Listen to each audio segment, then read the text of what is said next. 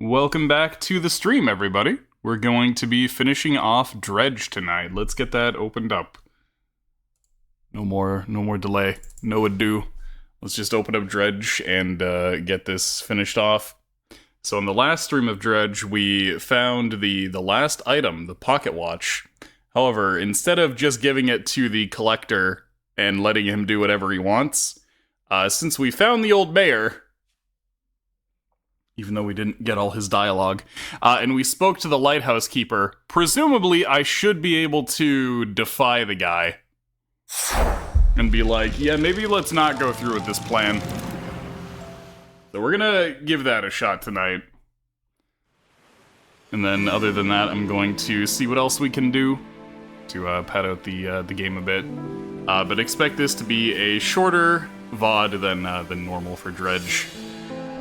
So let us continue. So this is where we last left off.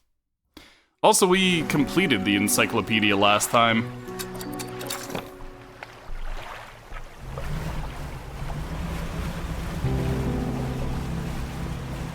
So Blackstone Isle is right over here.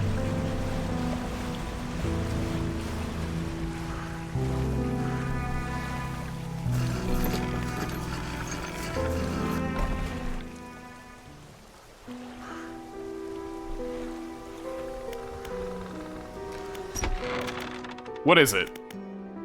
Tell me more about that book of yours. Okay, so it looks like we are on track to do this properly. Which book? This one here?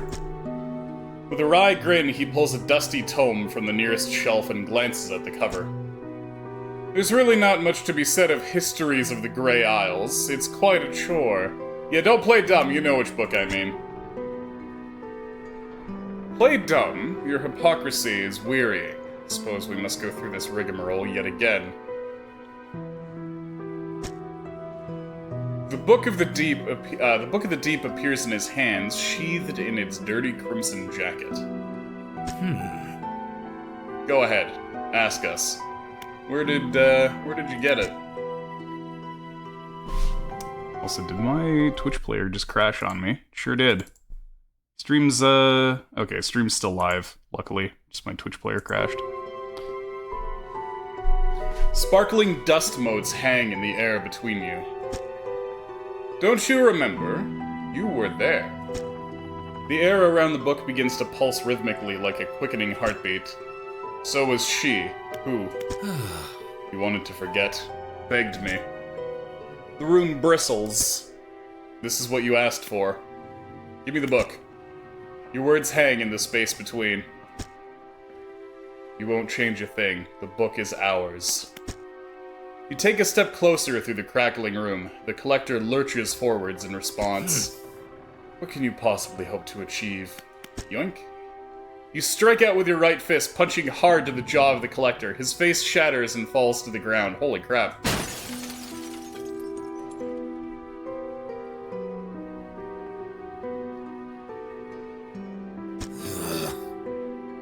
You're pathetic.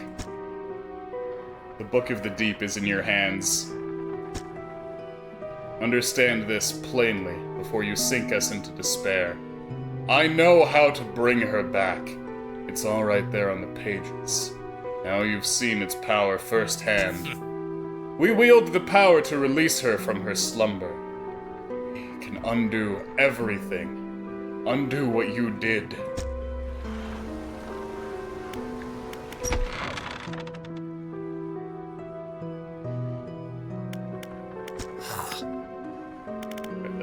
Goes over the different powers. I don't understand. Who are you? I am what was fractured from you on the day you dredged the depths. I am what could be. I am your breathless self. You mentioned saving someone. Yes, she will rise from the deep. The book describes it. We almost have all of the pieces, just one more. Nothing. I'll be going.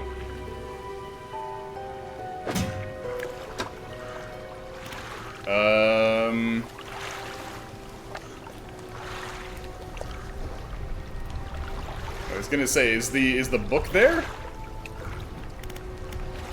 Put that in my cargo now. I guess I could go back to the lighthouse keeper at this point. You know, I still never figured out what the workshop there was for.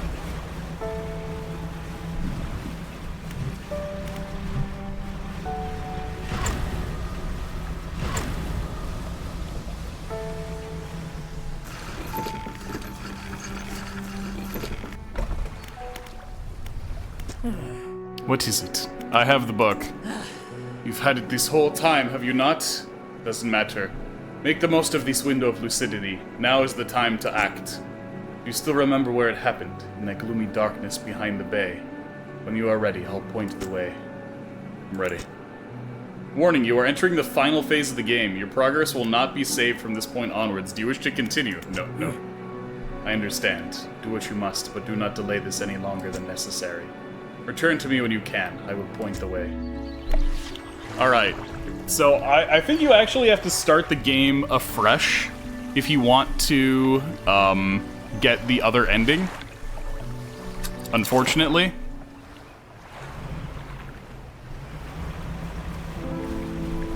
So I'm gonna actually do a couple things here real quick before we get that final ending.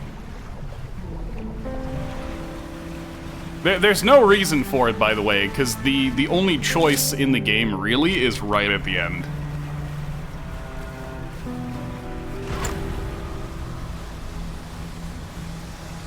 It's just, do you give the guy the pocket watch or not?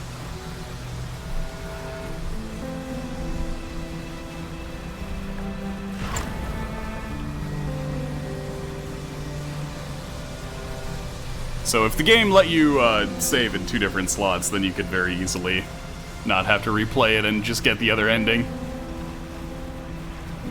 Though since it doesn't save from there, I don't know, maybe you just can.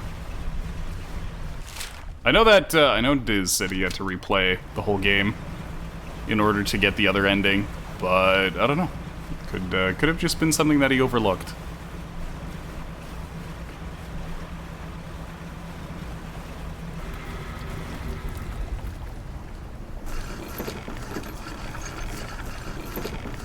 I am probably locked into that ending now, though. Maybe. I don't know. Still is a chance that I could just go and talk to the mirror again and be like, never mind, change my mind.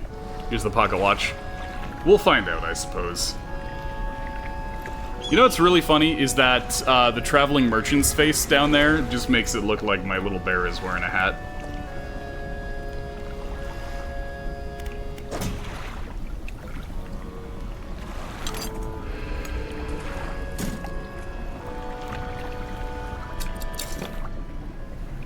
So we got the tablet. Now I can just head on over to the lighthouse. Open that up.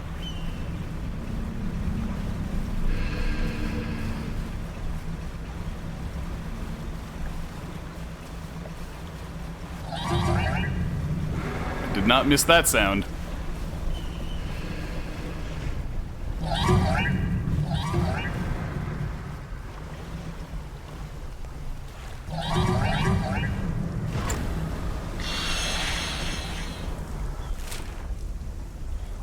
Okay, the lighthouse is right here. Oh, wait, this is one of these humming stones. I think, there should be a way to activate these, but I never figured it out.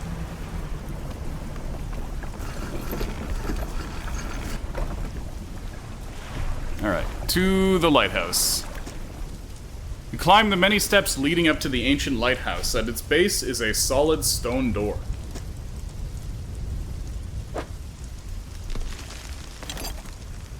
There we go. Complete all side quests one way or another. Oh, no shit. The fuse tablet clicks into place and the door rumbles before sliding aside. You step through the doorway of the ancient lighthouse. The stairway to the top has collapsed. This is as far as you're gonna get. Around you are a number of dusty objects. Some of them look valuable. Hello? Flame of the sky. Holy shit. Wow, that's a stronger light than the one that I have, but it doesn't have as much range. Than Goblet.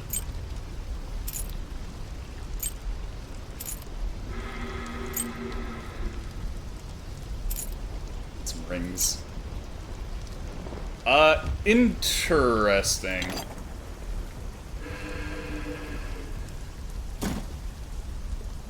Impossibly bright for such a compact design, the delicately faceted crystalline lens focuses a perpetual shimmering flame.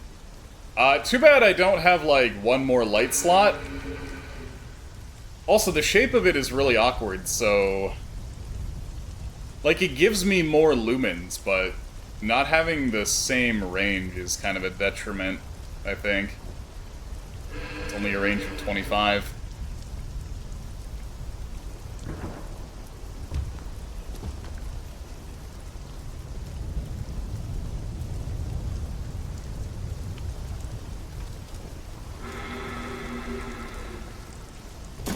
Put that in storage. You take everything from the room. Yeah, it's really weird that our light is like a T shape like this.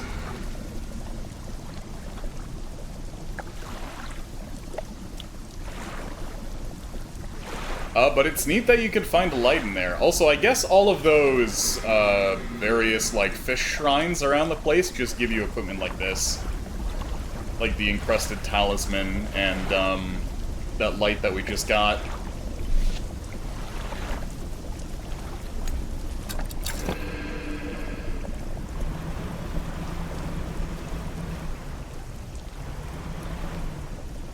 I guess I could rest there until morning.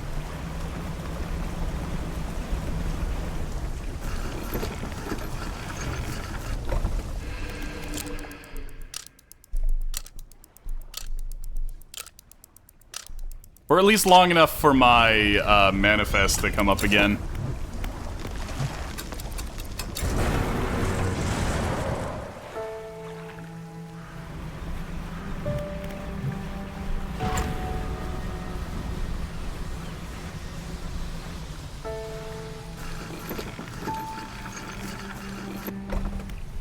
So, hi, trader guy. You explained to the trader that you found a use for the fused tablet at the ancient lighthouse in Devil's Spine. It opened a door in that ruined lighthouse. Yes, that makes sense. Well, I hope you found some interesting items for me to look at. Here you go.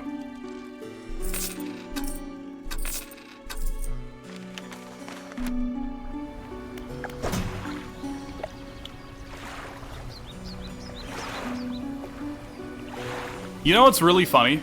Is that I didn't find the last scrap of paper for the map, but I found the treasure chest that the map was pointing to. Without even actually referencing the map. I just found the chest.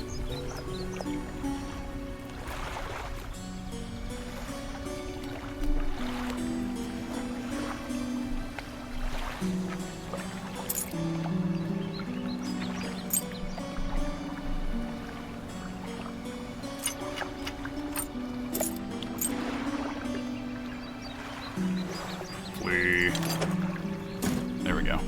It leaves us a bit of space for things if I end up finding stuff.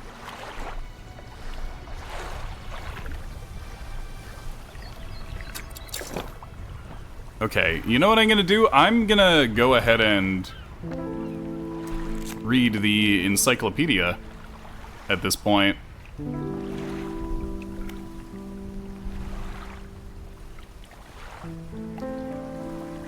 I'll do this before we get the ending, I suppose. So we've got the blue mackerel. Practically worthless, but enough to stave off hunger. And we have its 3 aberrations. The grotesque mackerel. Corrupted scales and bulbous eyes like nothing you've ever seen before. Generally the first one that you find, I suppose. Yeah, time to learn about fish.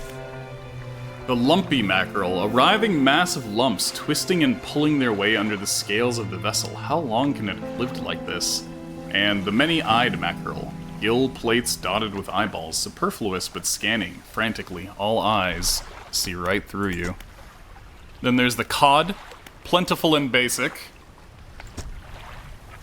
There's the all-seeing cod, staring outwards, unblinking, eyes borrowed from a larger being, but not the mind to process what it sees.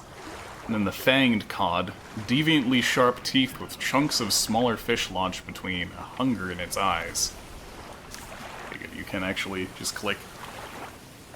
And then the three-headed cod. 3 heads writhe and struggle in unison. 3 mouths hang agape, then close shut together.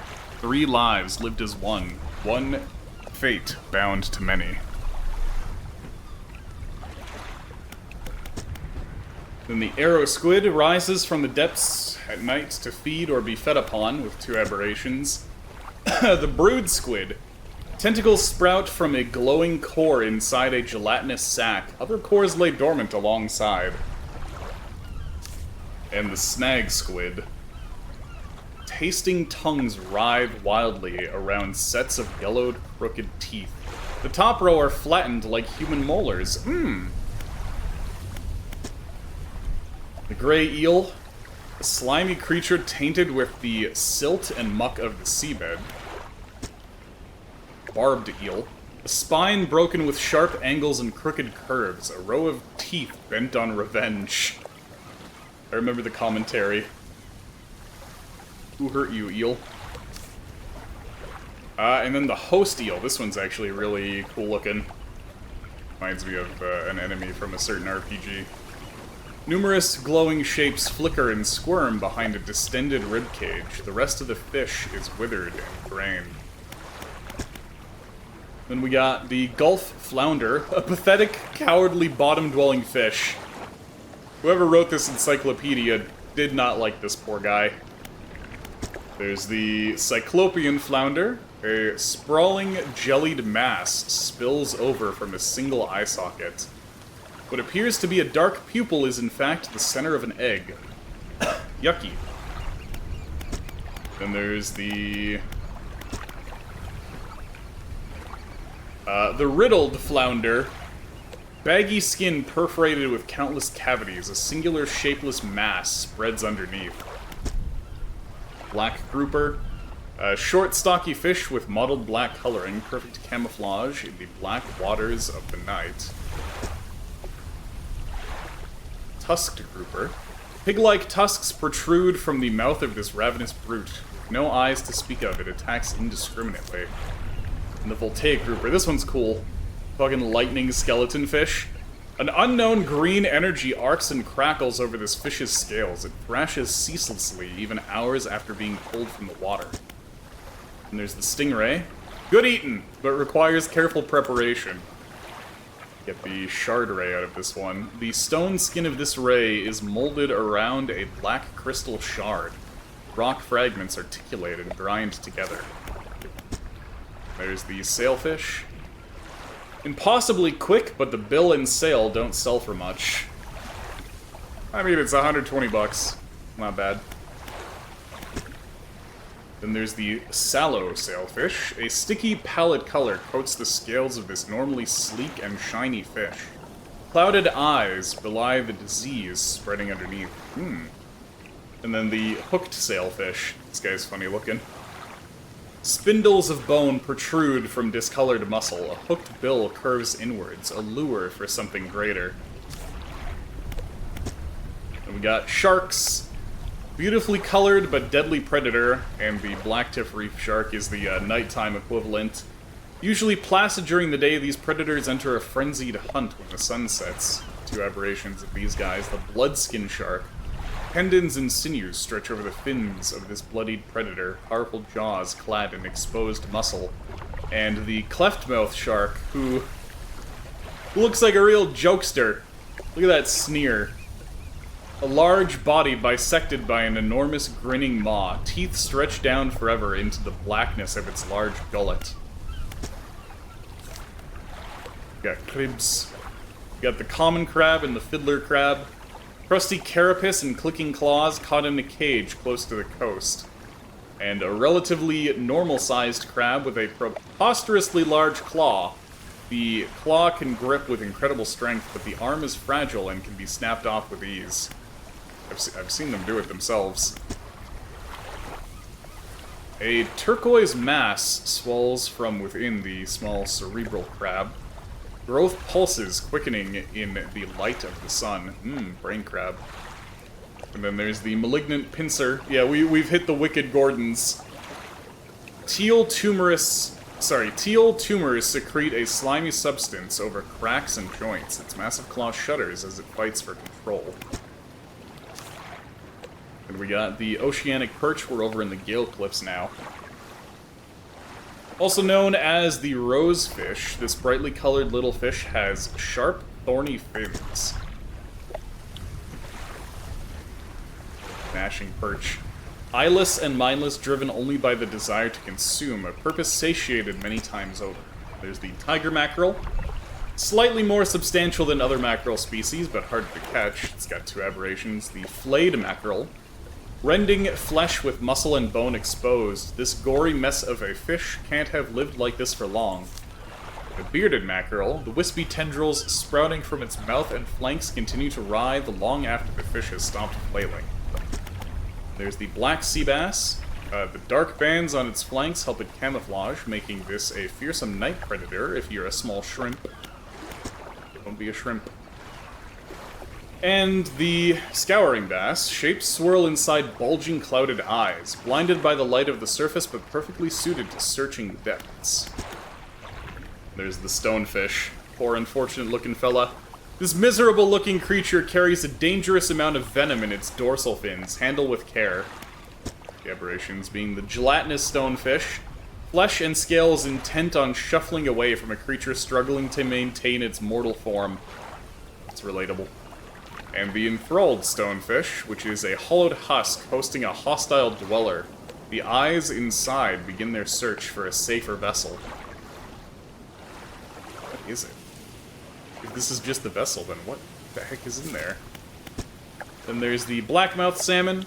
You promises to keep blackmouth and miles to swim before you sleep. And the decaying blackmouth, a shimmering blackness permeates the flesh of this relentless fish. Muscles atrophied and decaying, but still it swims on. That's how salmon do. And there's the conger eel. Often found hiding in shipwrecks or cavernous holes during the day, only emerging at night to hunt. As this sprouting eel. Kind of pretty looking, honestly, this purple aberration here. An eruption of crystalline growths burst from its skin. Sharp shapes clatter and resonate together. There's the devil ray. Slow moving and slow growing. These rays don't make for particularly good eating. Darn. Got the withered ray as the aberration here. Rotten webbing spans the wings of this large ray. Sinews stretch and snap as it thrashes in futility. Hardcore. Then there's the sturgeon. Primitive-looking fish with hard, spiky plates lined up along its back. The translucent sturgeon is the aberration. The simple clockwork mechanisms of life laid bare as a tenuous, skeletal existence. That's really funky. Then there's the wreckfish, typically inhabiting caves and shipwrecks. These fish can grow big enough to eat small sharks. Holy. Yeah, it is a big guy in it. Probably 2 meters long. Got the shattered wreckfish, a cracked husk of scaly plates sliding atop pulsing multicolored flesh. And the bony wreckfish, encased in bony protrusions and struggling to move its encumbered fins. Its gills are almost sealed shut by the growths. Then there's crib, rock crab, a popular crab for eating. No. Then the decorator crab. Having covered itself in detritus, this creature hardly resembles a crab at all. We have the aberrations. The splintered crab. Amber glue holds shattered fragments, a deep dweller cracked from the pressure. And the cortex decorator. Folds of orange tissue tower from its head. Scything limbs administer the structure. We're moving on to the stellar base. So, illuminating the netherworld with a dull glow with few predators, this species is spreading rapidly. Aurora jellyfish. We have the Parhelion jellyfish. 2 spires of light shine from within its hood, stinging spiked tentacles trail below. It's the Outer Wilds jellyfish. And we got the Fangtooth. Small with disproportionately large teeth, this slender fish has barely any meat on it. Small, feeble mind, easily conquered, now brought screaming from the depths it lies powerless, the cursed Fangtooth. Then there's the Barrel Eye. This one's got a really cool aberration. I really, really like this one's aberration. A bizarre creature with a transparent head housing 2 tubular eyes that can rotate to point upwards as well as forwards. The aberration is the Void Eye. Inside its eye, a perpetual pattern repeats. Red cyclones meld through shimmering green swirls. The abyss burns through you. There's the Firefly Squid. This tiny, sparkling squid spends most of its time in the deep ocean, rising to the surface as it nears the end of its life. This cool ghosty squid. Beacon from the depths below, a glimpse of a new sky. We have the red snapper. Very popular eating fish, often found hanging around rocky coastal waters and reefs. The aberrations, the blood snapper. Blood leaks endlessly from under its scales, pooling beneath it no matter where it's placed, and the latching snapper. Swollen flesh folds back over its eyes. Cracked lips bleed through mounted scar tissue. Nasty. Both of them nasty. Then we got the giant amphipod. It craves the Doritos. After spending years scavenging fallen carcasses on the ocean floor, this crustacean has grown extremely large. The aberration is the ruptured vessel. Willing host or sacrificial receptacle? Who knows? Then there's the loose jaw. With red searchlights below its eyes, this predator hunts with needle-like teeth. Its stomach can expand to hold prey larger than itself. We got the bony version, the perished loose jaw. Ragged. I like how some of these aberrations are just the same fish but dead. A few ragged scraps of skin hang like cobwebs from its fins. Its exposed muscles are riddled with small white worms. There's the snailfish. I like this funny little fella. Adapted to suit the high-pressure environment of the deep, this fish begins to implode as it's dragged to the surface. Oh no. You got the calcified snailfish, waiting in dormancy for its moment to arrive. What? Well, he's here. And then the seizing snailfish, fingers of flesh hold teeth on their tips, a grasping grip that feels through the dark depths. Okay, here's a little sausage. Then we got the coral grouper. Commonly found hovering above offshore reefs, the large fish ambushes smaller fish that dare leave the protection of the coral. Assumed grouper, which is another just it dead. Once dazzling skin, now bleached and eroded, it barely resists, relieved at a final end. There really is just the same fish but dead.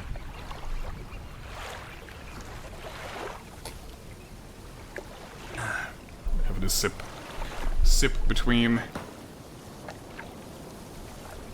Okay. Then there's the glowing octopus. This remarkable octopus emits light from its suckers in a swirling, twinkling pattern. Turns into the Medusa octopus. 8 snapping mouths crawl over each other at the behest of a silent master. Yeah, the Stellar Basin was a really cool area, with how everything was all bioluminescent. Getting there at night was just perfect. Then we got the anglerfish, of course. Dangling a bright lure in front of its open mouth, this deep-sea predator preys on the curious. And how do you make an friggin' anglerfish more aberrant? By making it an alien. The deep faces its own consequences of creation. In the darkness, brutality becomes the ultimate filter. Also, thank you, Noria, and welcome back. And we got the barracuda. This ferocious fish is capable of great bursts of speed and hunts by biting its prey clean in half. Got the Savage Barracuda. That's just like that's a very RPG upgrade. It thrashes about ruinously, jaws snapping and tearing its own flesh apart. A body sundered by ravenous hatred. Just put the word savage in front of whatever. And we have the Concertina Barracuda. Or is it Concertina? I know the instrument. It's like a weird little accordion, but I actually have no idea how it's pronounced, if it's Concertina or Concertina. Its body extends, then collapses together with each gasping breath. Nature dissected to mechanical motion. We have the Hammerhead. A large shark species with an iconic silhouette, these animals have incredibly good eyesight for hunting. Wide. And then, suddenly, his very eyes. Huge bulbous eyes move about on large fleshy stalks, siphoning energy from its body. Its search is not over. What is he looking for? What you so eyes for? Then we got the Crown of Thorns. With many heavily spined arms, the starfish is extremely hardy. It's a destructive pest and not worth selling. Also, hey honey, how's it going? Welcome to Encyclopedia. Alright, fair. This is how honey looks a lot of the time. This turns into the Crown of Nadir. A fractal gateway reaching beyond the abyss. From its maw whispers a call from below. And we got cribs. Also known as swimmer crabs, these colorful crabs have two flattened legs that act as paddles, allowing them to swim very effectively. And the spiny lobster. When threatened, these delicious creatures can rub their long antennae against their body, producing a loud screeching sound. Oh my god. Screaming lobster. Yeah, we got swim crab and scream lobster. So, the entangled crab. Glistening purple strings sprout from solid rock. Tying and untying themselves, they fall away and wither, making way for new knots. And the imperious lobster. Iridescent purple feelers recoil from the dry air. Sacs of violet fluid embedded in its carapace begin to drain. You got the mullet. It's got two aberrations. The gray mullet is a plain fish, often found in sandy or muddy areas. One of the few species that can survive in brackish water. The entwined mullet is a twisting, twitching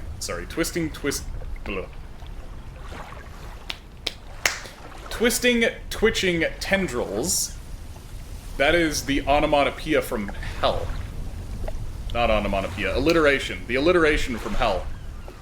It's so awful I said the wrong word.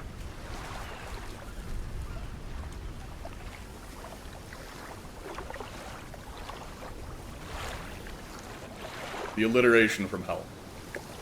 Twisting, twitching tendrils sprout from the gill plates of this little fish. They heave in unison, moving the fish against its will.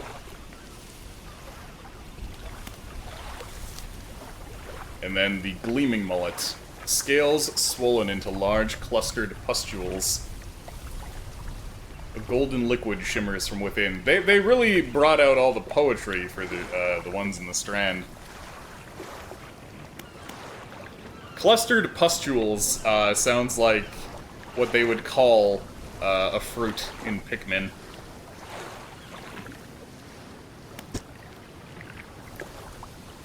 Then there's the tarpon and the sergeantfish. So the tarpon is a powerful fish capable of bursts of energy, well suited to dashing into the mangrove roots to take cover.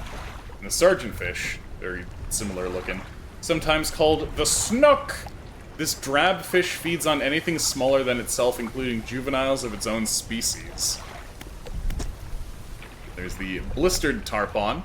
Scales give way to bubbling flesh, a surface dweller singled out and cleansed by the sun. And the vortex interloper.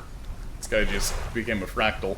A slow swirl twists its body, stretching it towards an unseen dimension. We have the gar. It has two variations. An exceptionally long and slender fish. Strong scales stretch down the length of its body. Got the claw fingar. Crooked talons hang from its fins. Periodically they shudder and come together, grasping like a hand. And then the grinning gar. Goofy looking. Muscular gums grow and force cracking teeth against each other. Softer flesh tears from the strain. Got the eels. So the long fin eel, a long eel with delicate fins, spends the day coiled around the roots of the mangrove trees, but emerges at night to hunt. The aberration is the twin deal. It's got one on each side. Endlessly pulling away, but torn apart, they would surely perish, two spiteful siblings splitting at the seams. For a cat dog of them. Speaking of, there's the catfish. I actually really like the catfish aberration. The catfish, equipped with sensing barbells, this large scavenger can detect morsels hidden in the mud.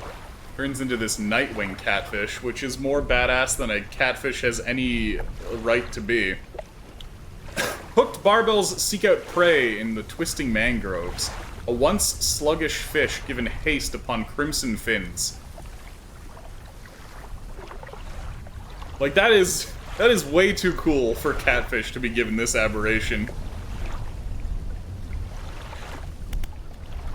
And we have the horseshoe crab. Looks freakish and unnatural, but this ancient relic of the past sells well. The giant mud crab. Highly cannibalistic, these crabs have been known to devour their soft-shelled brothers after molting. Gets us the effigy crab. Looks like a skull. Wisps of yellow light flicker within this ghastly shell, a screaming skull with a spinal tail. And the Meyer Screecher, which is another just put eyes on it kind of deal. A lashing yellow tongue whips around a mouth of flattened teeth. Two human-like eyeballs burst between dripping claws. Nasty. We have the armored sea robin. A small fish with angular armored plates. It has sensory barbs under its body that help detect prey on the seabed. Comes the ossified sea robin. Chittering mandibles scythe the air in front of this deep dweller, its small body encased in a suit of thick bones. And there's the cusk eel. A miserable-looking eel often found hiding in cracks and crevices. The writer of this encyclopedia is so judgmental. From which comes the infernal eel. Grown fat from countless corpses that rest in the deep, the harbinger of a sick mercy for lost souls. What did I call you? A Numamon. And then we have the snake mackerel.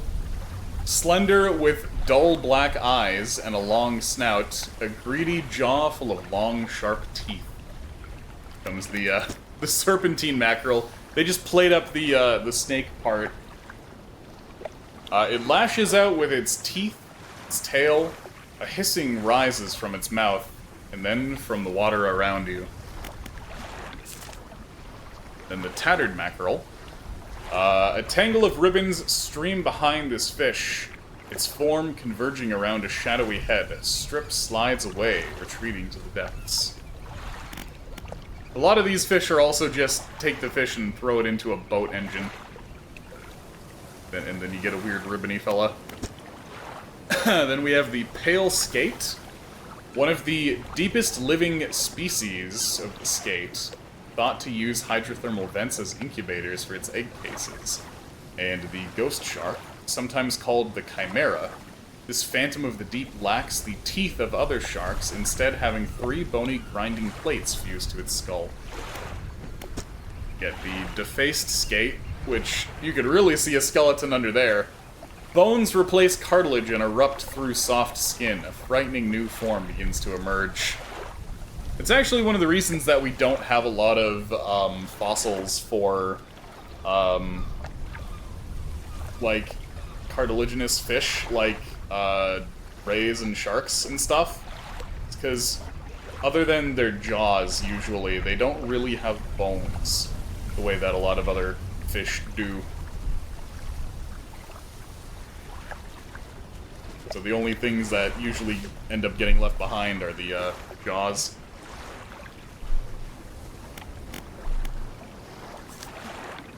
And the wrapped shark, a grinning maw turned upwards to the sky, wing-like fins ready to take flight. This thing definitely does not need to fly. And we have the frilled shark. These things are freaky. Considered by many to be a living fossil, though technically a shark, it swims like an eel, hunting prey with 300 needle-like teeth. Yeah, these things are still just around. And then the twisted shark. 3 tails that twist and turn, 3 unite behind the head, thrice the body that must be fed. We got the volcano snail. This hefty beast lives around hydrothermal vents. Its foot is coated in hundreds of iron plates, which means you could catch this snail with a magnet. Oh my god. And the aberration is the grasping snail.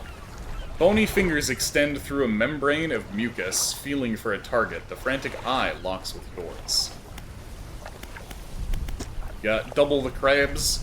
Squat lobster. Da da da. Squat lobster. Covered in tiny bristles and spines, this creature is thought to be blind. They process toxins spewed from hydrothermal vents. Just sit there, sipping on the steam. Then we got the spider crab, a freakishly huge crab from the depths. Their aberrations are the sable reacher. Wings of muscle spin their webs between inky black legs. A gloomy core grows in the deep. And then the umbral puppet.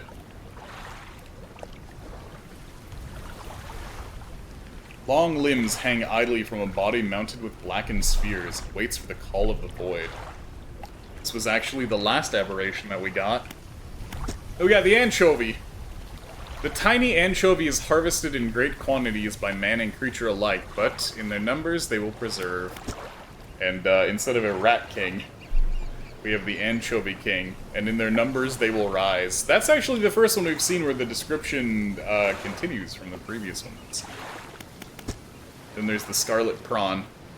Found in the depths of most oceans, swarms of them can consume crabs and other small fish. I remember looking in my crab pot that I tossed into the depths and finding nothing but prawns. Tons and tons of prawns, and I was like, I wasn't looking for you, but okay, hello. No wonder I have 93 of these guys compared to other things. Then there's the leeching prawn. This tiny parasite rasps away the flesh of whatever it attaches to. Its hooked legs ensure an enduring grip. We got the tuna. Blackfin tuna. These popular sport fish can prove challenging to catch. Their strong, muscular bodies make for good eating. We got the razor-mouth tuna. Half teeth, half muscle, this fish's sole purpose is the pursuit of its unfortunate prey. Then there's one that looks really freaky all on its own, the viper fish. Hovering in weight above the sea floor, these long fish bite and attempt to swallow whatever random prey they encounter. It's 2 aberrations.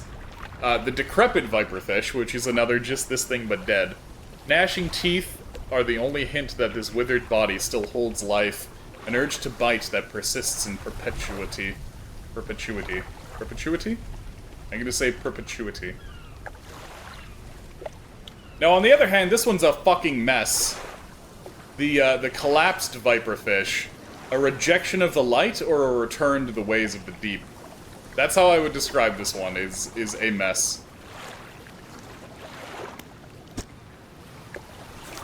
After the viperfish, we have moonfish. Not to be confused with the sunfish. For the aberrations, we have skeletal moonfish. Literally just the skeleton. Chittering bones still operate, a ghostly body impossibly devoid of organs. And the beaked moonfish, a rocky body that bears the scars and scratches of things from below, a crushing beak, a tool of its own deep terror. Got the rat tail. Found at great depths, these are the most abundant of all deep-sea fish. They gather in large numbers around structures in the deep.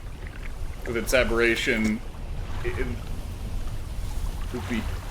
Congealed rat tail. The flesh of this deep dweller has turned into a thick ooze, secreting an oily gel that covers its entire body. Then we have the one you've all been waiting for. The sunfish.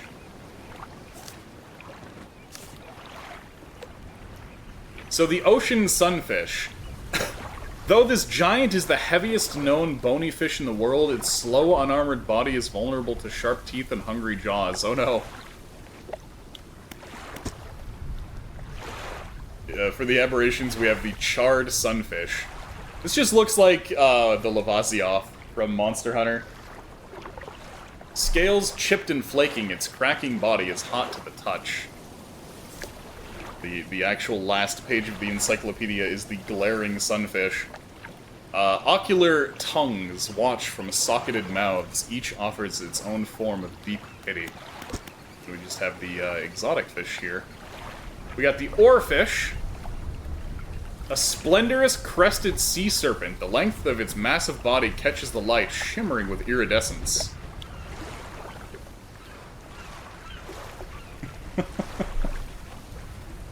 Yeah, really. And the gulper eel. Few humans have ever seen this eel. Its great gulping jaw can open wider than the length of its body. And the Goliath tigerfish.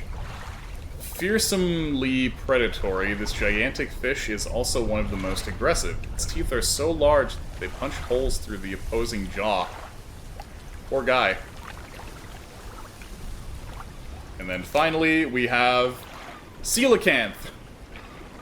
An ancient giant battered by the years gone by. Its slow eyes swivel and look at you mournfully. Oh no, it's a sad coelacanth. Rest in peace, coelacanth. We'll never forget you.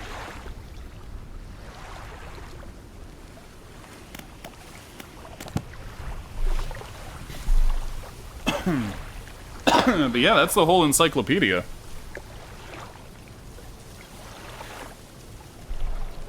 We did it. We got them all. Yeah, he's not a coelacanth. He's a coelacanth.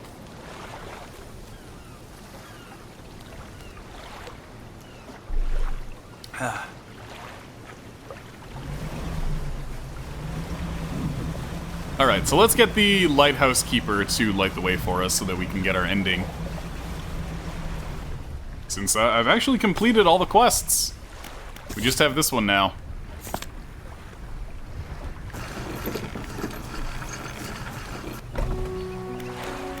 Alright, lighthouse keeper, let's do this. I'm ready. Show me where I need to go. One more time, your progress will not be saved from this point onwards. We must wait until night is thickest, until the ocean is as it was all those years ago. Waiting for the right time.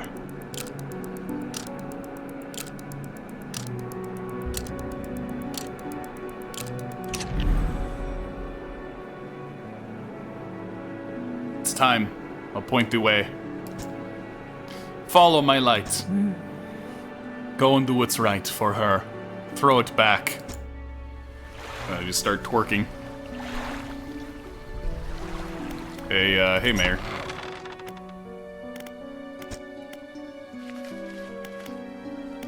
Oh, never mind. Nobody has anything else to say to us. That's fine. Okay, so where are you pointing? All the way that way.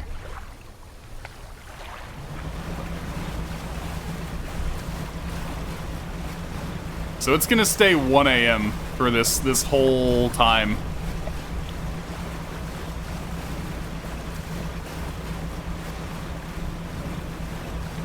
But yeah, Dredge was really good.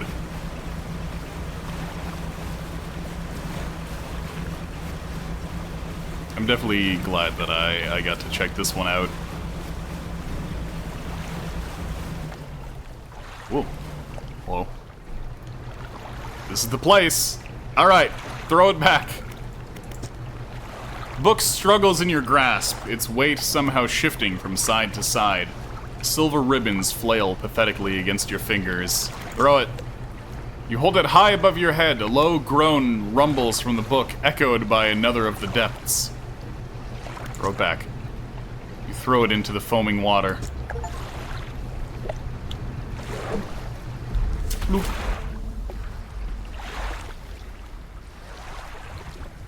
My light went out. Uh-oh.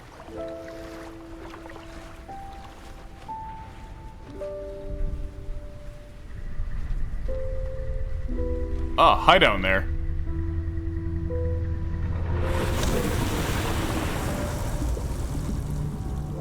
Oh.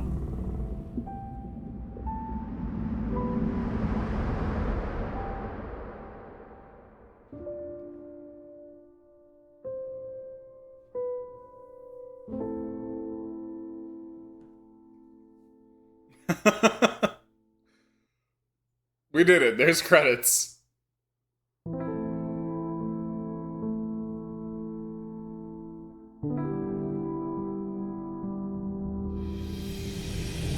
That's my reward?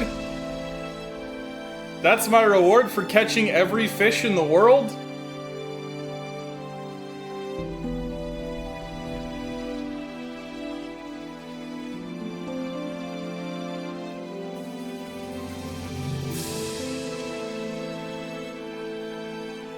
I'm gonna see if we can get the other ending.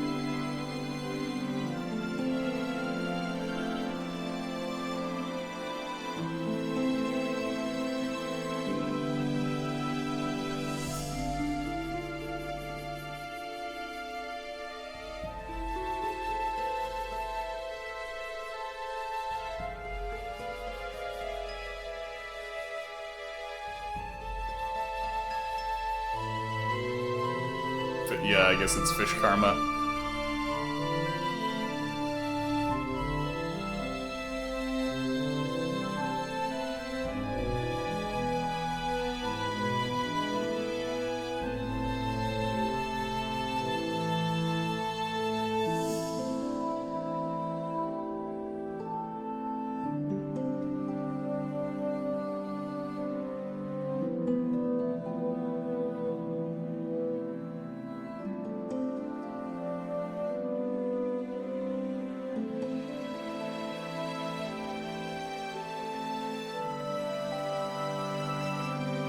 But yeah, it was a bit of an interesting twist that the collector was just us. He was a manifestation of our desire to change things, essentially. So as far as I understand it, we're a young mariée, and we take our wife out on a boat trip, and we're like, hey, honey, you know what would be real cool? Is if we, dredged up some secret ancient magics from the depths. And then we pulled the book up. And that was pretty cool, except for the part where my wife ended up getting claimed by the sea.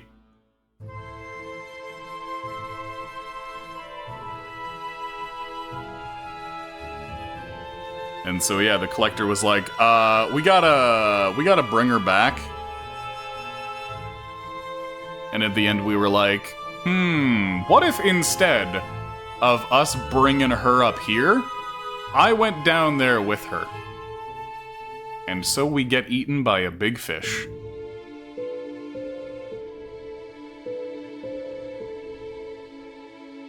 But yeah, I'll see if we're actually able to get the other ending and try to bring her up.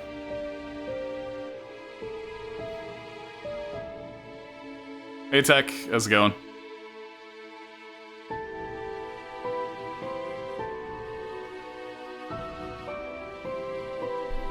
Oh, I did the get eaten by giant fish ending. I'm gonna see if I can reload and do the other one.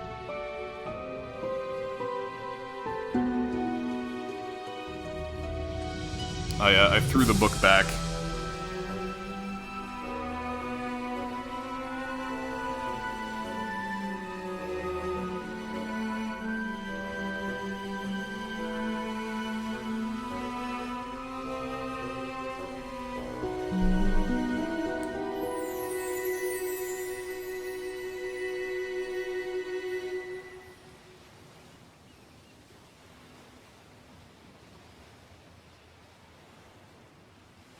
I'll reserve full judgment until we see the other ending. Wonder if we're gonna get any post credits. Pardon me.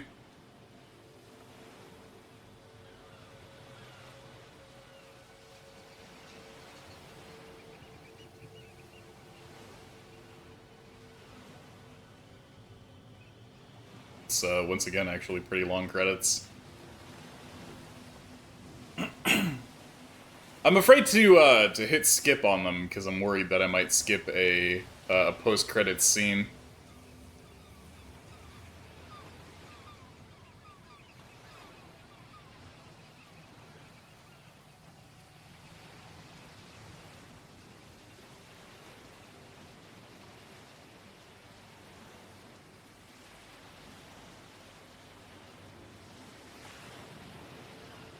But yeah, I figured that we only had like 5 minutes left of Dredge to go from last night.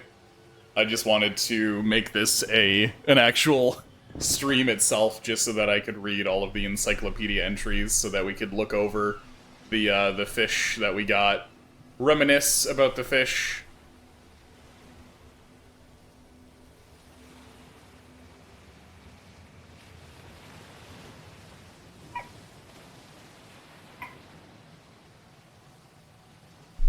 What was everybody's favorite fish?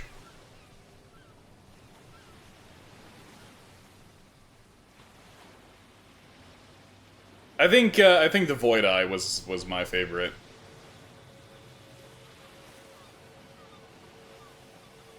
Oh, Honey likes the cusk eel.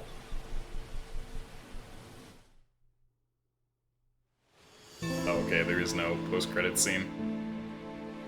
Also, coelacanth, very good.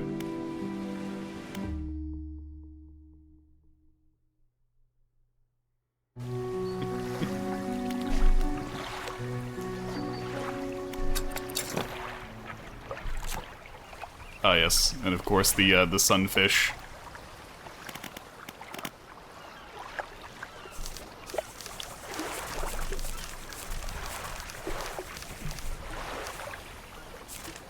There we go. Take one last look at the glorious sunfish. The coelacanth. And the cusk eel.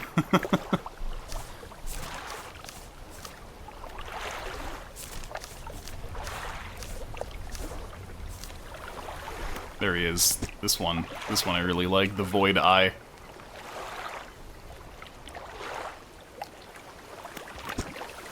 Oh yeah, the Vortex Interloper. That one's very good.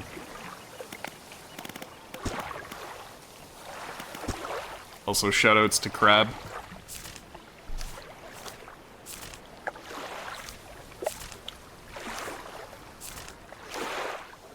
Oh yeah, the Crown of Nadir.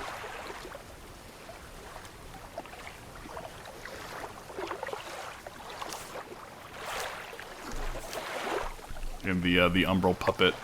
This was a good one to find last.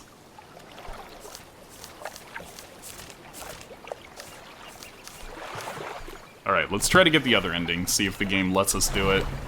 I need the locket. Oh, advanced fishing complete, hooray.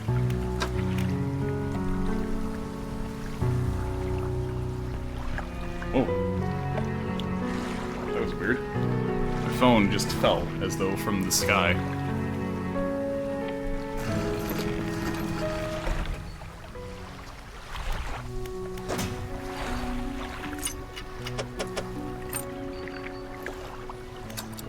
I never found a use for that signet ring. It might just be for the money.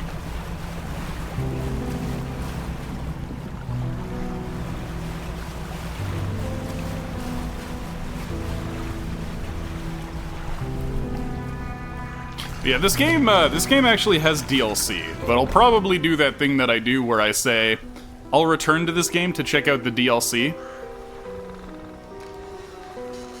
Fast forward 5 years and I still haven't done it.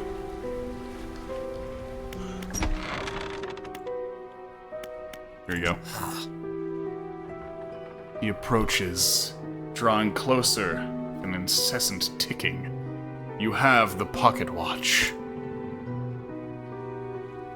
You take out the watch. Its once frozen hands are now inexplicably twitching in a rhythmic struggle, trying but failing to move forwards. You place it in front of the collector. Though it has been some decades since I last laid eyes upon this, the sound of its mechanisms have grown no less unpleasant. And with that, our collection is complete. I must admit I am surprised. I did not think you had the determination for such a job. Now, with these 5 relics in our possession, only one thing remains. We will see her again soon. It'll all be worth it. You know this. I know. We must make one final voyage. This time I will be with you. I'm ready. The relics are coming with us. We should wait for the fog to thicken. With luck, the seas will remain unaware of our intentions.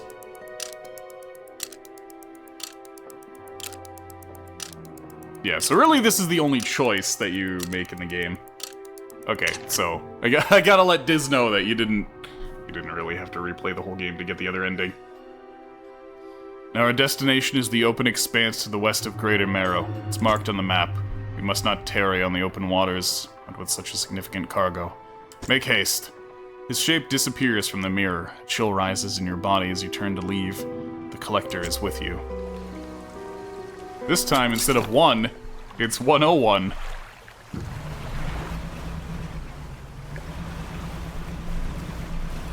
Yeah, I bet it's that big old light in the distance there. Paste on over to that. Whoa, there. That was close.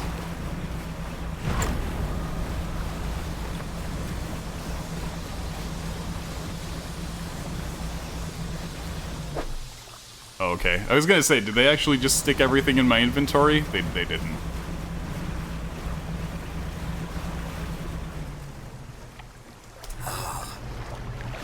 This is the place. This is where she was taken from us, and where we can at last bring her back.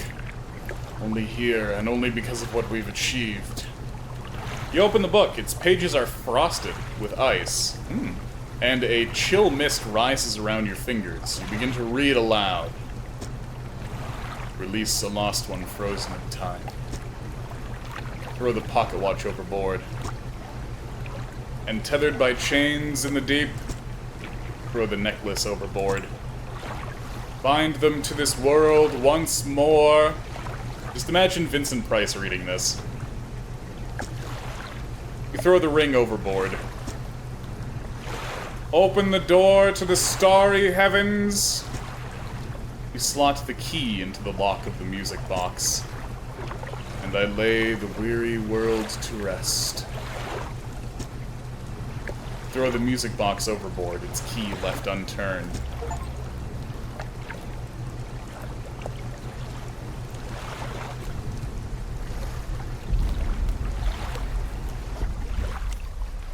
Lights out. Oh, hi there. Wife?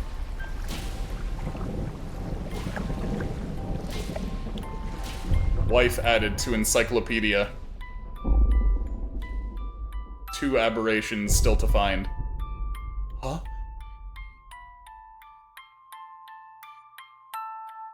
Oh, hi there. How are you doing?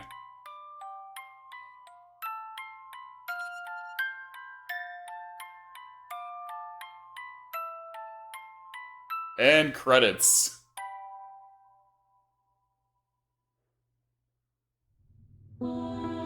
Ah, okay, it's actually a different scene for the credits. Well, Greater Marrow's on fire. Yeah, double GG's.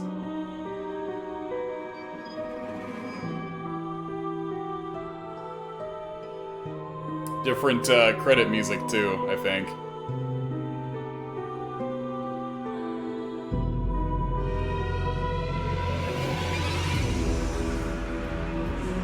So I guess this counts as the bad ending, and the other one is technically the good ending, even though one of them involves us getting eaten by a big ol' fish.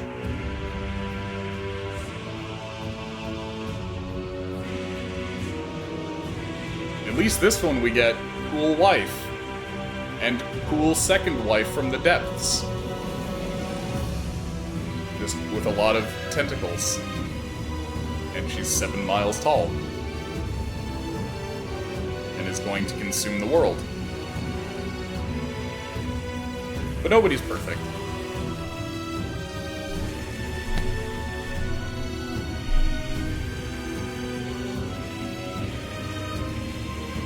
But love conquers all, as they say.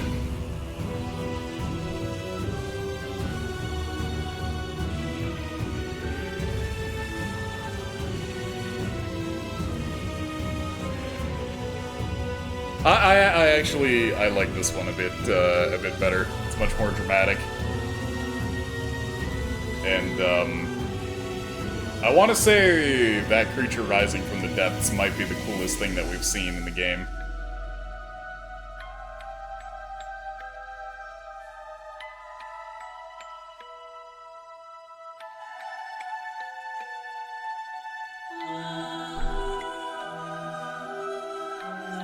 So I'm kind of glad that we got the the good ending first and then decided to check this out rather than the other way around.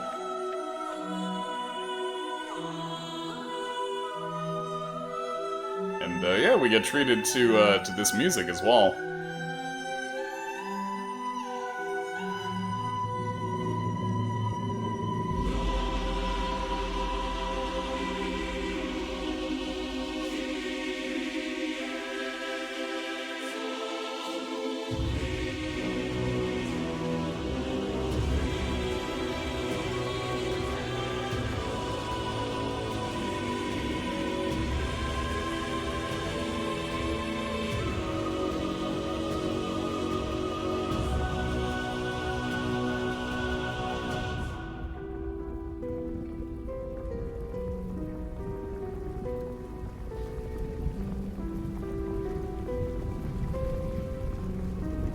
Okay, I guess I can give my overall thoughts on Dredge now. So this game was fun. It was very relaxing. I like that you could basically take the game at your own pace for the most part, unless there's a big mother chasing you. It was a nice, relaxing experience. A good game to take a break. It was rather on the easy side. I don't think I game overed a single time playing this. The closest I came to game overing was taking 1 damage and losing a ring that I really liked and reloading because I didn't want to lose that ring.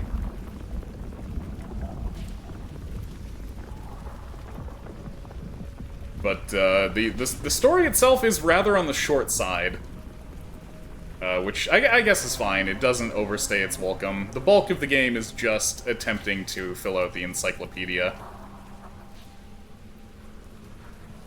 Maybe the DLC adds some cool challenges and some extra length and whatnot.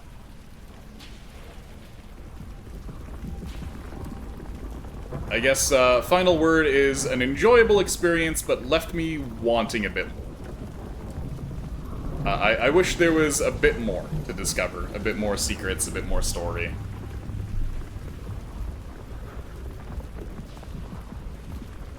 But what was there was fun. Nice, relaxing, peaceful.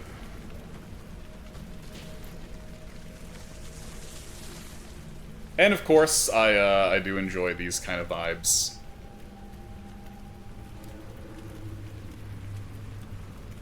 The Lovecraftian story set in set in fantasy Boston here.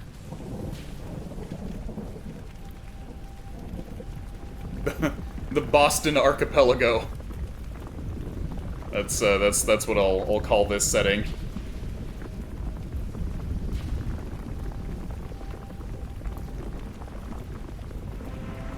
How many bears out of 10? The problem is, I want to use decimals, but it would be a crime to decimate a bear. So, let's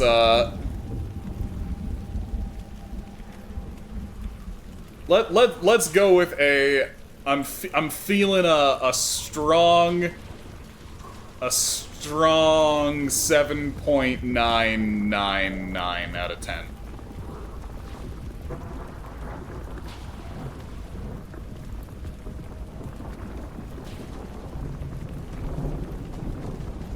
I'll say the game was good. I just wish it pushed the envelope a bit more.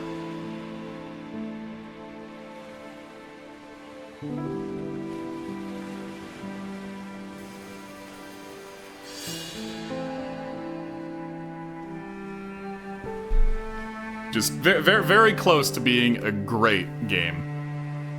You know what? I'll say it was a great game, close to being an amazing game. Maybe the DLC adds that little bit of extra, that little bit of spice, that little kick that I crave. I actually don't know what the DLC is like. I'll check that out one day. But for what it was, I'll say it was satisfying. But it wasn't overstuffing. I'm actually going to continue real quick because I'm actually waiting for somebody to show up at the moment. Yeah, I'm not sure when it got DLC, but there is some. So there's one thing that I want to do. I'm gonna catch one of these guys. Last month, okay, so it is recent. I like that. XR Tech is now playing Dredge. Immediately see that in my in the corner of my screen.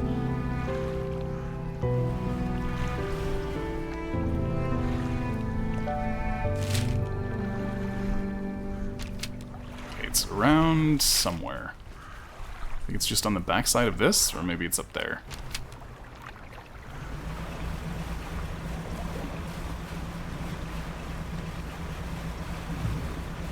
Ooh, Frosty DLC. I still never figured out what the workshop was for. Ooh, polar. I mean, I do be a polar creature, so... Hey, it's probably the northern one. Oh yeah, that's one of the thrumming stones. So yeah, I'll definitely check out the DLC one day. Maybe for next winter.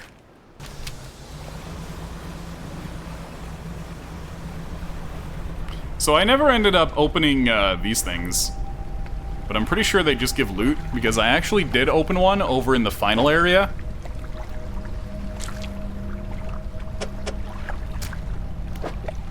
Yeah, it's just gear, like this one that I got. There we go. I got it. I got that one. Alright, anyway.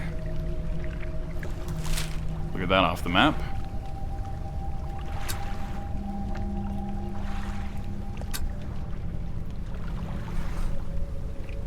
I guess I can clear these too, since I never ended up being able to find the old mayor again.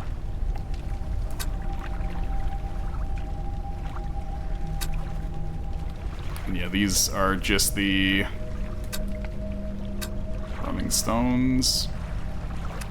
So there should be one there, and one there in terms of ones still to find.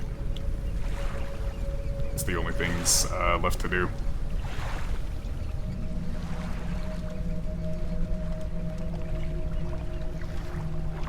Figure out what fish each of these need.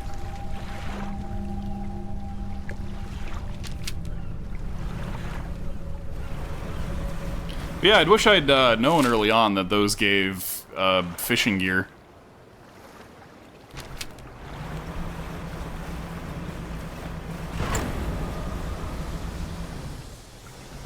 I think I might need one of these sharks. I should be able to find the fish that they require pretty easily. Just to knock them out as kind of the last thing that I do. Right now I'm just buying time while I wait for somebody to show up to test something.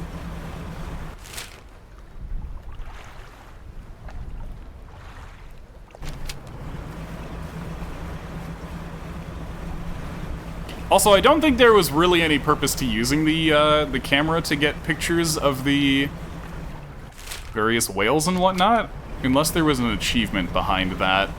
Because all it's really done is fill up my my Steam screenshot folder. I didn't manage to get that blue whale breaching. That's been my chase picture. It always pops up when I don't have my camera ready.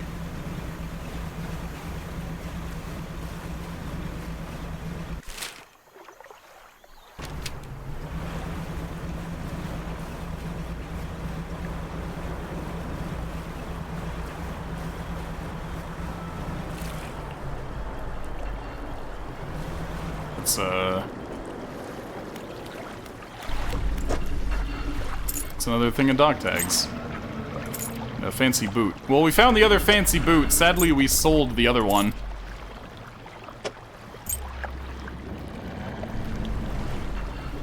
Somehow I didn't actually look inside that plane, even though we've been over here.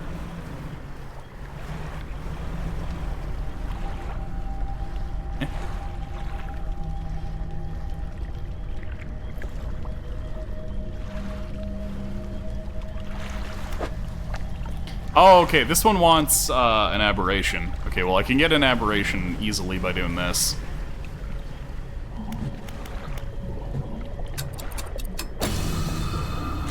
We get the cool catfish. I'll take one of those just in case I need.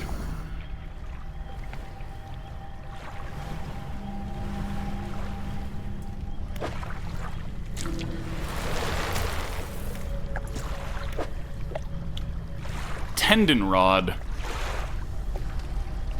So yeah, these things are what give you the aberration bonus. I was actually saying earlier, man, I wish there was equipment that gave bonus to getting aberrations, because some of these aberrations are a pain in the butt to find. But once you get the atrophy ability, they are not a pain anymore. You could basically just fill out the encyclopedia based on atrophy alone.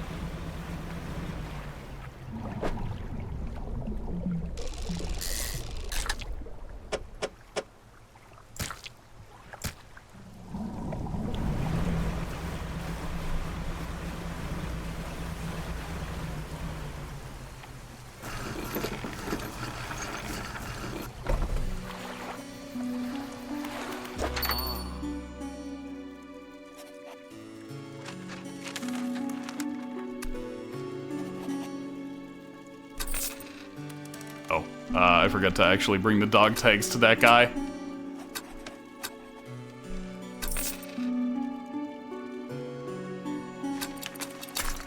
Don't think I need that. I might need the sharks. I'm pretty sure one of those ones had sharks on it.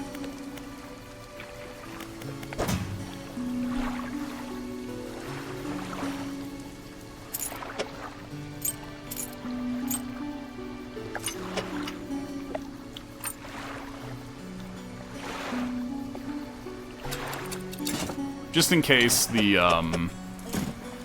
objects end up being, there we go, a little too big to store. I've got 2 of them left. So we got a few. We got the encrusted talisman, the tendon rod, the sinew spindle, and the flame of the sky. I never ended up finding the other map piece, sadly.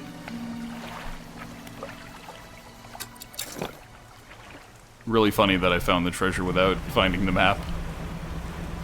Okay, so... clear this one off. Let's head down to the Gale Cliffs.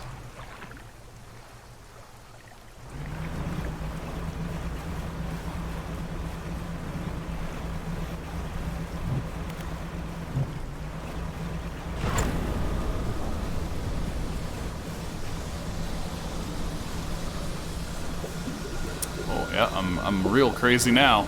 I guess this will actually allow me to activate one of those thrumming stones if I find it, since I'm at full insanity at the moment. Problem is, it's dangerous to be at full insanity.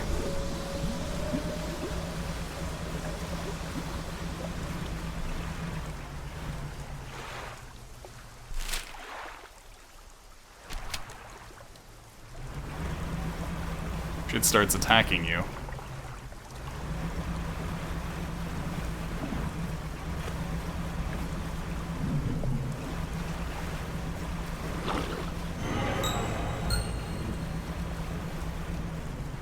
Uh-oh?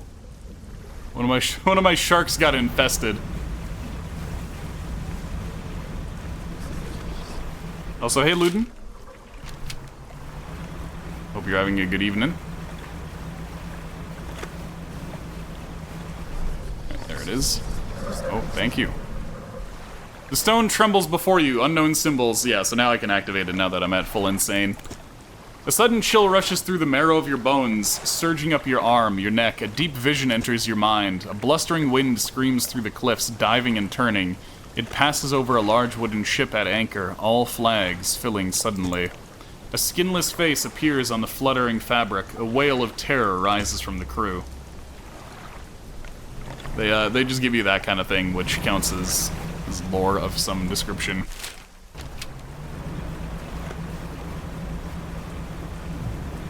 There's probably an achievement for grabbing all of them. Alright. Oh no, this is the crab one. This one wants crabs. It's the other one that wanted sharks.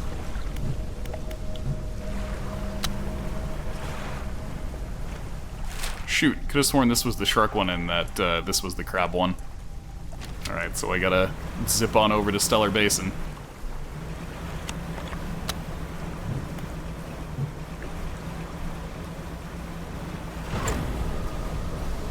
It's almost daytime, so my insanity's gonna get better in a sec. I think. Probably not if I haste everywhere, because that increases your insanity. Or panic, I guess the game calls it. The game starts to run these twisters at you just to try and damage you if your panic is too high.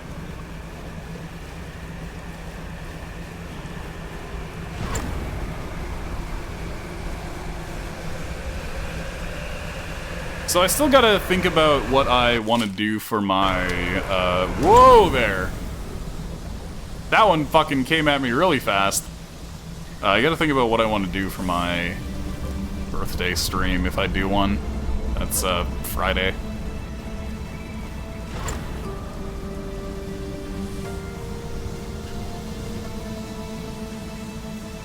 Wow, look at all my crab pots.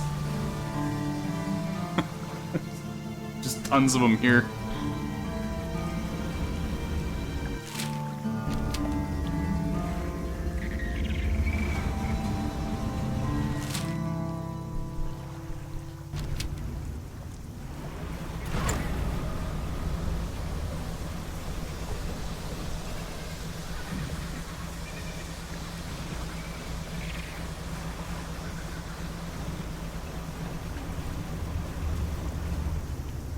Where was this stone? Backside here?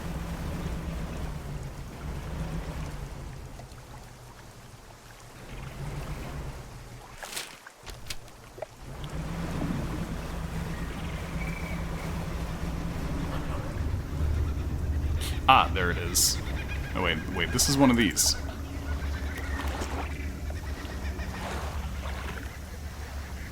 Oh, you just talked to her. As long as you have all of them in your encyclopedia, then they count. You don't even have to sell them to her or anything.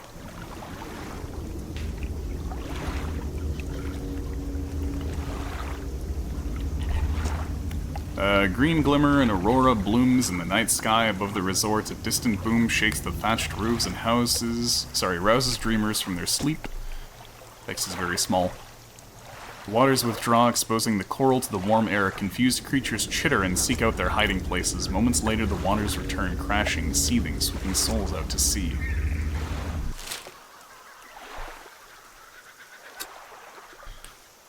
So where in the heck was the shrine around here?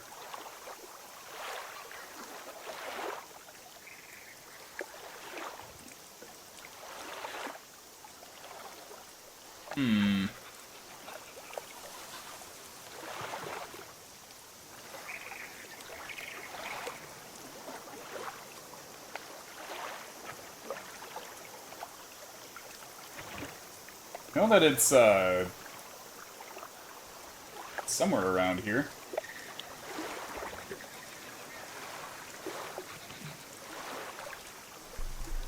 Oh, you know what? It might be, on this island here.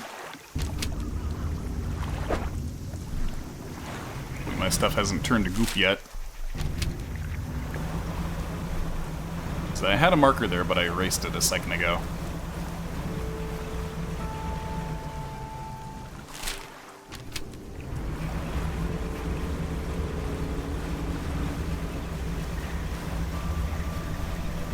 Yep, there it is.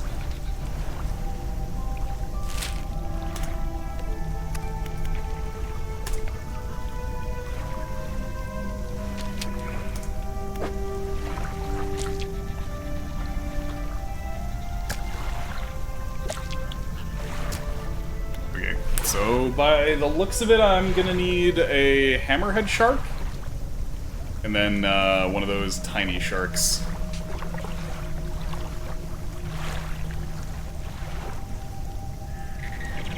Also, I'm gonna need some of my crab pots. So there should be a shark nearby. This is, I'm pretty sure, where hammerheads spawn.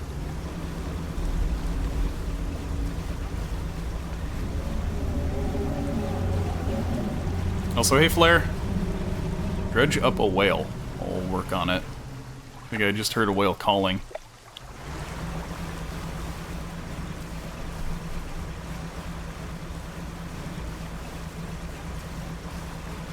This is a shark. That's not a... Oh, that's one of these. Okay, this is actually one of the ones that I need, the ghost shark.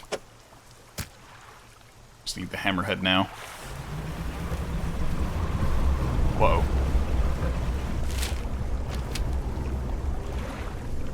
Oh, fuck! That thing don't mean me no good. Good thing I'm fast as fuck.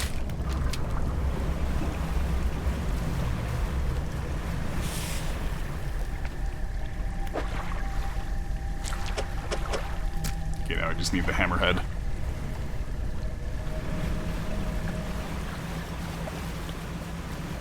I guess I could go rest.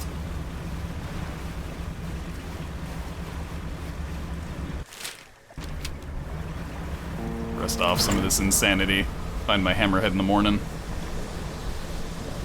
Also repair my boat so that I could fit it a bit better.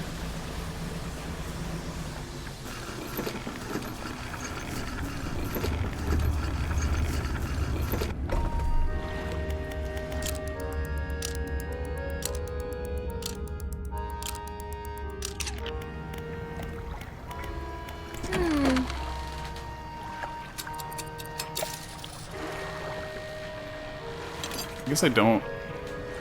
Oh, you know what? Hold on. I could just throw that bait out into the ocean if I can't find a hammerhead quickly. Once I'm in the oceanic area, then there's just a chance that a hammerhead will show up. So I'll try with the bait. Right, come on, hammerhead.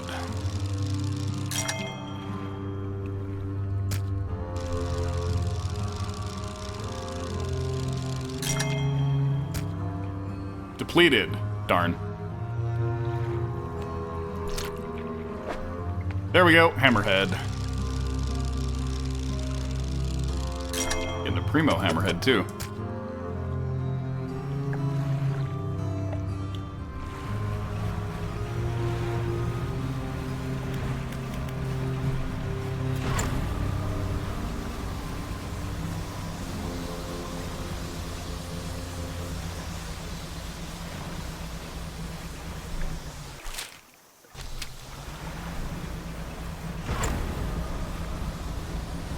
Ah, there was a hammerhead right there on the way anyway.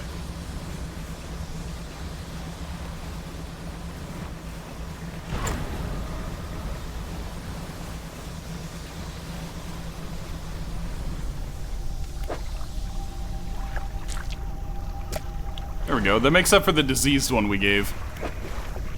Okay, Viscera Crane. A treacherous device crafted in the deep. It will raise its kindred to the light. Oh! How lovely.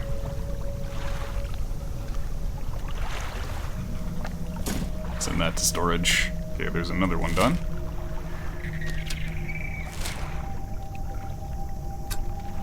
So I just have the crab one. I think that's the last one. I don't think there are any others. We got sharks, we got pod, we got aberrations, we got more aberrations. Yeah, no, I just need crab, I think.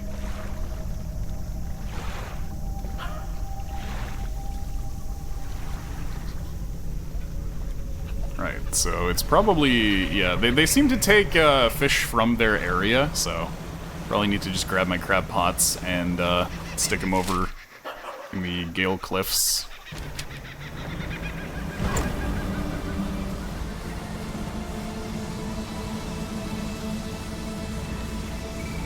We'll try to see if it accepts the crabs from here.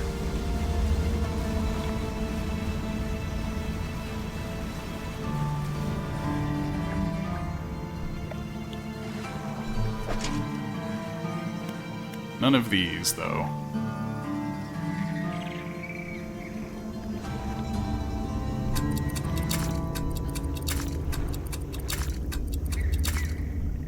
I'll never forget when my spiny lobster turned to goop when I still needed it.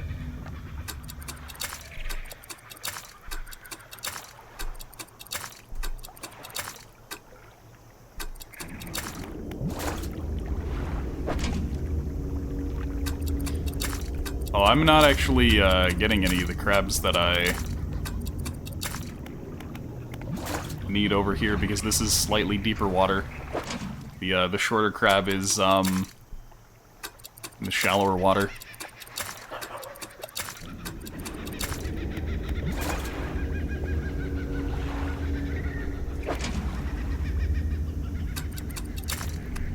Alright, I actually got the shorter crab here.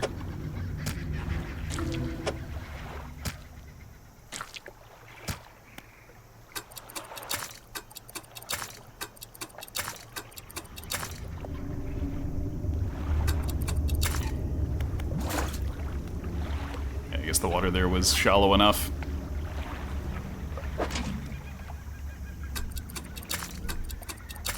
Six pots should be sufficient. Alright.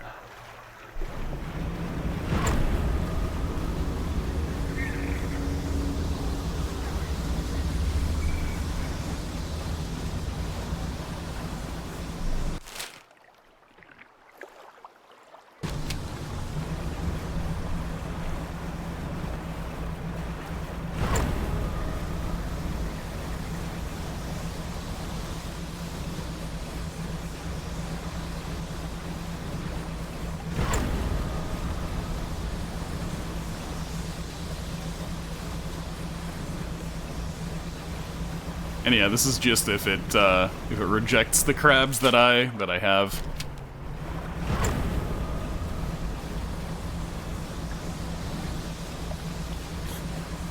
Another crab rejected text pops up like it's SMT Nocturne.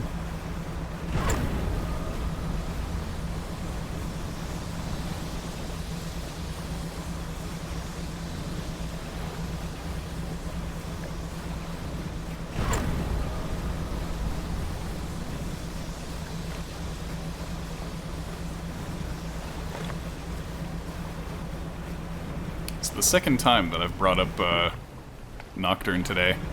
Also, I agree, Matador emote.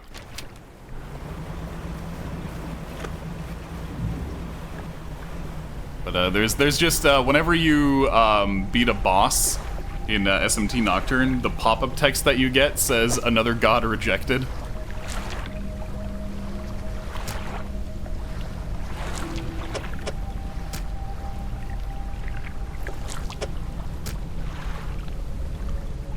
So it's like that, but it's another crab rejected.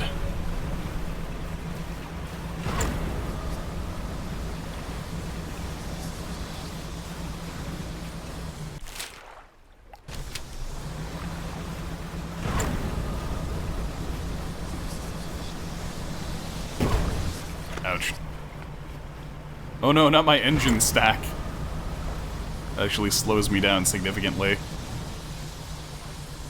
I'm moving at a normal speed.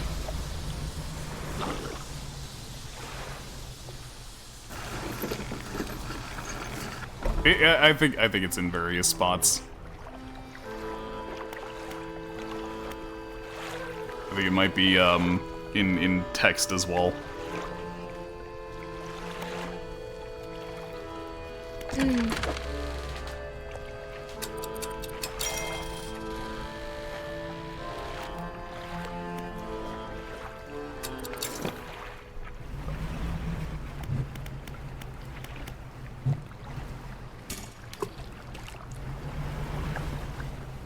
To stick it where it's shallow, maybe? Let me just check the encyclopedia. Crab, I need, decorate a crab. Yeah, I need, 5 meters. So where is the water shallow? Right here. Yeah, it, lets you see, fishing spots from a distance. So that you know what they are before getting to them. Alright, there we go. That should be enough to get that one. I'm not sure if it does anything other than that. Oh my god, they haven't caught a single crab yet. There we go.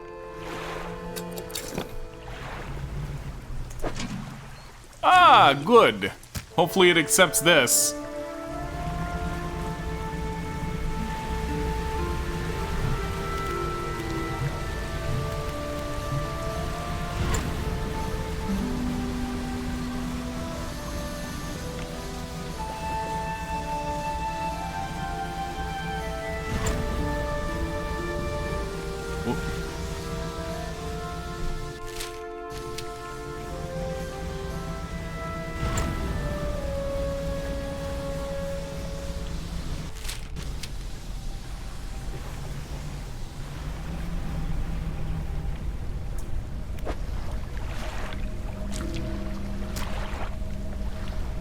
It doesn't like it. It doesn't like my crab solution.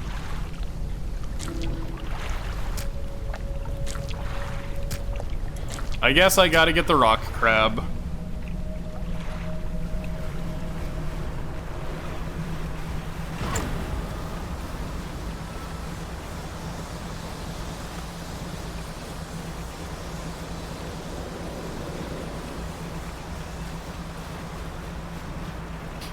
Even though it's the same shape of crab.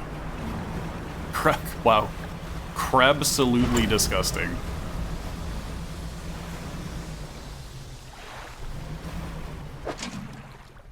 Alright, rock crab.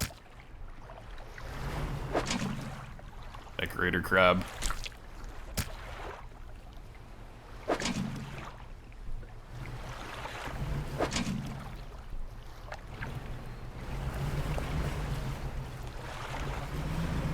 Problem with having them so close together. There we go. Alright, ain't no way it's gonna reject these. Yeah, the problem with having them so close together like that is that it's hard to pick out the one that you're actually trying to harvest.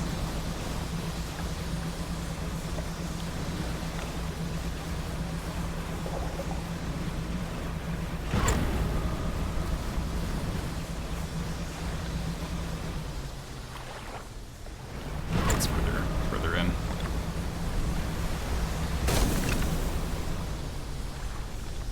I was really hoping that I could erase that.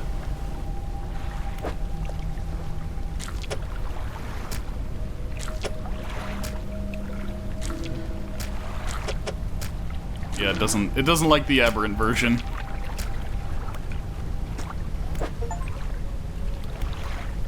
Mouth of the Deep needs repair. It's a crab pot. Appropriately, it gave me a crab pot. However, it needs repair. So that would have been really useful for getting craberations. Considering that was the hardest part of the game. Was filling out the crab part of the encyclopedia. So if I had managed to find that before the post game.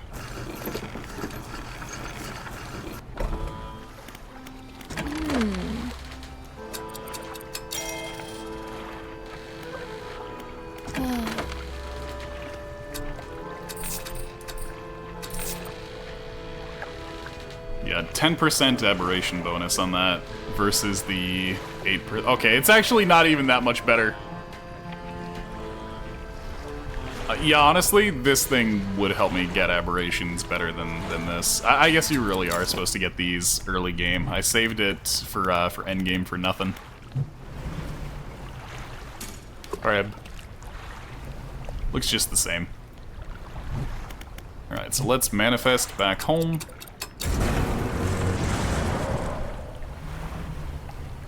We'll say hello to the anglerfish ship.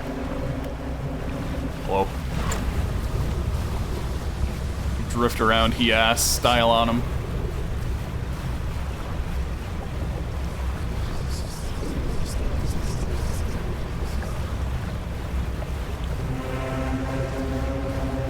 I really like that that distorted foghorn though. Very nice and spooky.